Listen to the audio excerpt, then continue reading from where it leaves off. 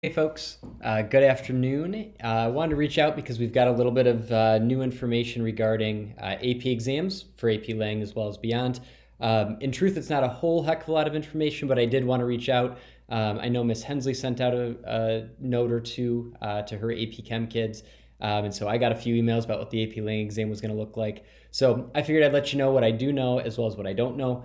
And then hopefully, when I send out something on Monday to kind of preview the week, hopefully I'll have a few more answers for you.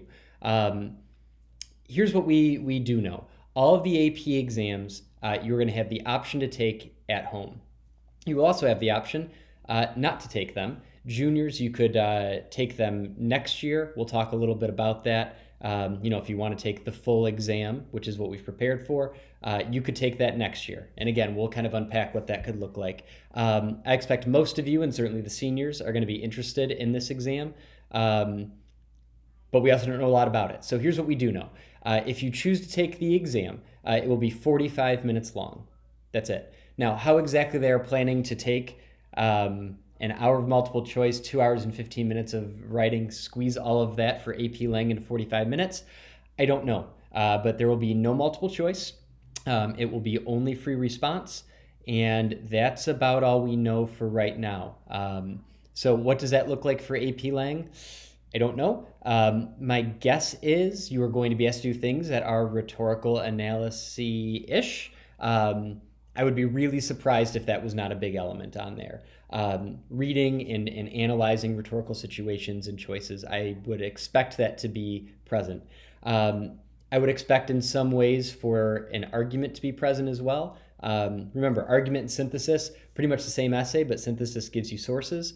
I'm guessing, just a guess, with 45 minutes, they're not going to ask you to hack through additional sources for the synthesis, but who knows? I could be completely wrong on that.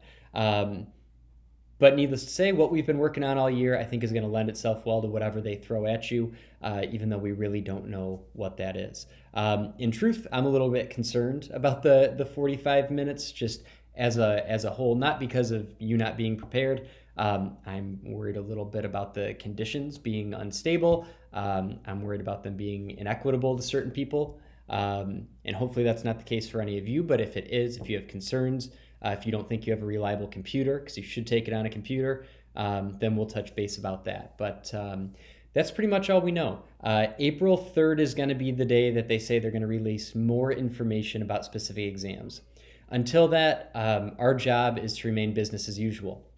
I'm going to still send out sample writings for you to take on, sample prompts. I'm actually going to continue to send out multiple choice. I know that feels like that's pointless. I just said there won't be multiple choice. But we don't know what these free response questions are going to be. I think there is a chance they will ask you to read a little snippet, and then they will ask you some questions that are similar to what you get asked on the multiple choice. We have no idea. So I'm going to still send those out. I think they're great practice. They're not going to hurt to do. I think that'd be a really good thing since that's probably what we have focused the least on. And then we'll continue to keep our rhetorical analysis skills, our argument skills, and with that synthesis skills, up to date, fresh, all of those good things. But again, we will wait and see, and I'm sorry that I don't have better answers for that. We'll talk more with a few people who might be interested in postponing the exam, or if you take the exam and you're not happy with your scores, you could retake the full thing next year. So you can always kind of have that in your back pocket. If you choose to do that, we'll talk about how I'll try and set some things up for you next year. The skills will really remain the same, and you're going to build off of them into senior year, so I'm not too concerned about you losing those.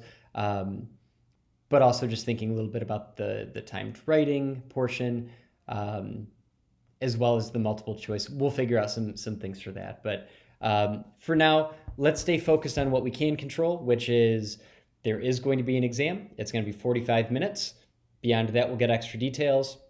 And so the best thing we can do is to keep reading, to keep writing, to keep thinking critically. And if we do those things, then whatever they throw at you, I really think that you're going to ultimately have success on. We've done a lot of really good work this year. And I believe that will translate into whatever that exam is. So anyway, I wanted to reach out.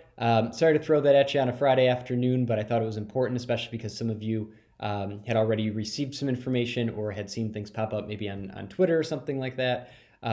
So I just wanted to let you kind of know my quick thoughts. Hopefully I'll have some more again on Monday when I send out a video to preview the week. And then again, April 3rd is the big day where hopefully we'll get some real concrete answers. But deep breath, try and enjoy the weekend. This is nothing to stress about because there's nothing to cram for. We don't know what it is we'd be cramming for. So keep doing what you're doing. We do that. We're going to be in great shape. So have a good weekend. Happy reading, happy writing, and I'll touch base again on Monday. All right, talk to you later. Bye.